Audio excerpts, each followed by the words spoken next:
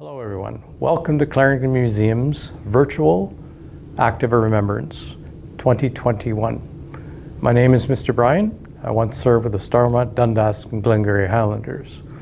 Today we'll be discussing the Act of Remembrance, being Canadian and what it means to everyone.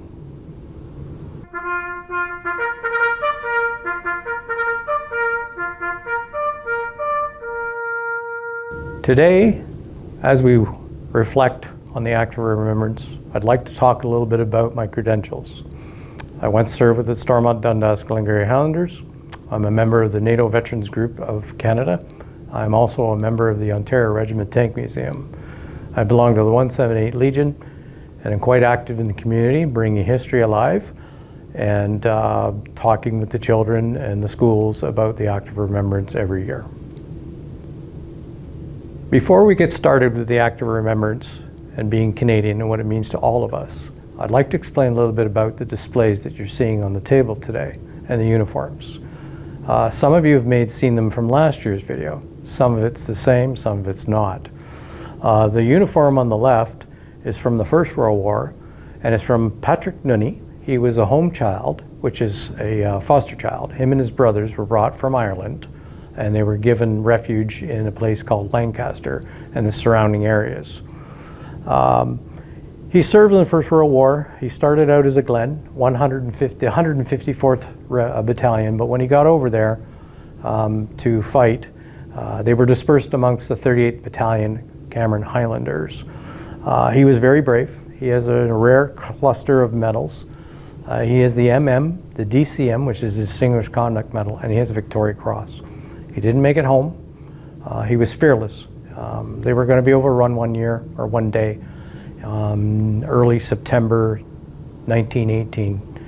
And he actually, without a weapon, came from headquarters back to the trenches and egged on all his men to hold, running from trench to trench, fearlessly being shot at, and eventually they did get him, and he succumbed to his wounds later in September and is buried with a Victoria Cross headstone.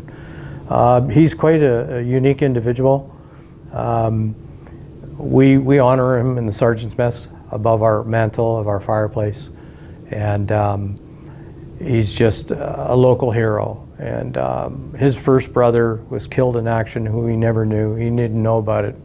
And his other brother, before he even got home, drowned in the local area, so all three of them perished in one way or another. Quite a sad story, but he's honored in our regiment. The other uniform that we're going to talk about today a little bit is from the Boer War, 1900. And the individual who we're discussing is my wife's great-grandfather. His name was Edward James Holland. He served with the Royal Canadian Dragoons in the Boer War in the 2nd Contingent. And he won a Victoria Cross with 2 other members on the same day, November the 7th, 1900. And it was called Saving the 12-Pounders. Edward was quite an individual. We honor him in our family. All his artifacts are all up in the War Museum in Ottawa, and some of them are displayed in the orderlies' officers' headquarters as you're coming in. He's just a unique individual. The whole family was entrepreneurs.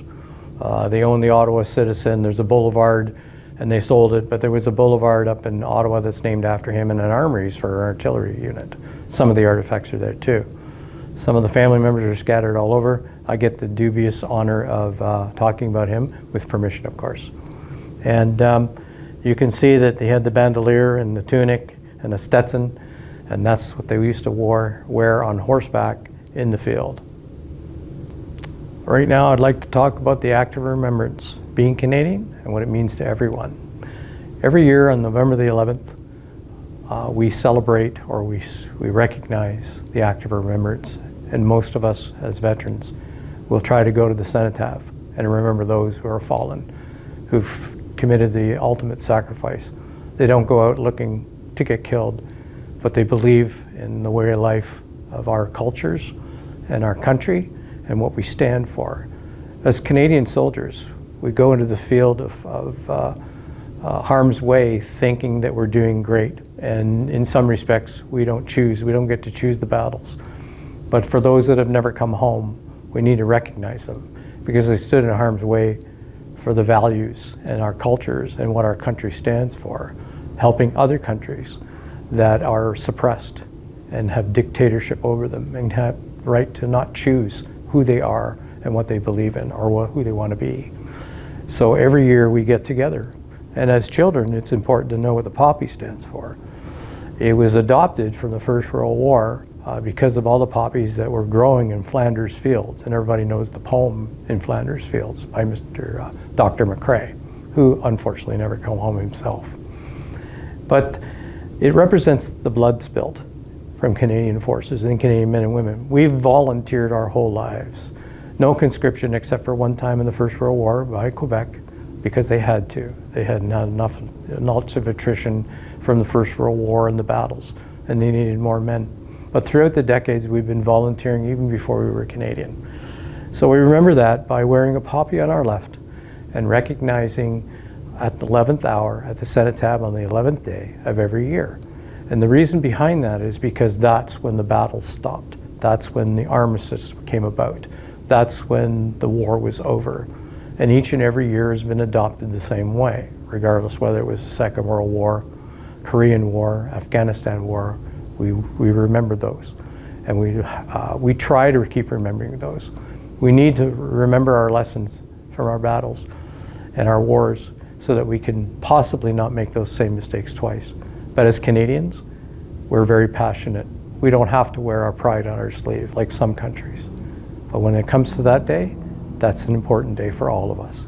So please, on the 11th, every year, on the 11th hour, remember those who never came home. I want to thank everyone for joining us in our virtual Act of Remembrance today.